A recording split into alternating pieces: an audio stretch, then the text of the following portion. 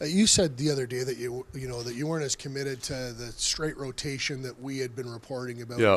Are you comfortable at this stage, though, if you do have a guy with a hot hand, that you might decide to go with him for a few nights, or do you have a schedule that you've got plotted out that you plan on sticking to? So no. So even going back to that rotation, you're just going by what you see, and it just made a lot of sense with what we were doing, the way the games lined up, who the opponents were. It just worked. And then I'll have blocks of ideas where I think we might play guys. I know with that schedule we're playing both.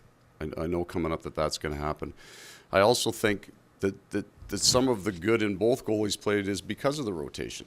And we're not holding anybody back from going on an awfully long run or running a guy until it's not good anymore. Playing a goaltender till his confidence comes off and then having to go with the other guy. There's no need for us to do that right now.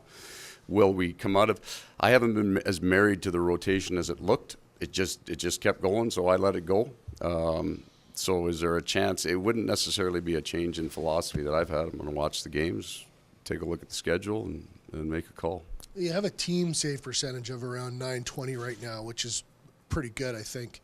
That would seem to me would be the object, is to just to worry about that. And if you don't need a number one or to declare a number one, would you agree with that? Yeah, I think we need our goaltenders mentally strong and feeling good more than anything else. And I worked for a goaltender for a long time, and one of his things always to me was you can't keep pulling a guy out after a loss and making your goalie change. Sometimes it's good to have a guy come out after a win and sit the bench and feel good and keep his confidence for more than a day. And in Carolina, it was scratch and claw every night. So there weren't a lot of long runs there where a guy could really build it. So I've always believed that there was a value in that too. That a guy can come out after a good win. You don't just have to keep jamming him back in there until he fails. So we've had good goaltending.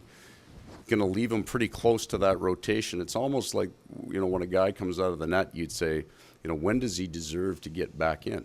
And because we've had good goaltending, the answer is probably the next night, after the next game. And the body of work has been so good that one off night by any of them wouldn't take them out of that kind of same concept of rotation.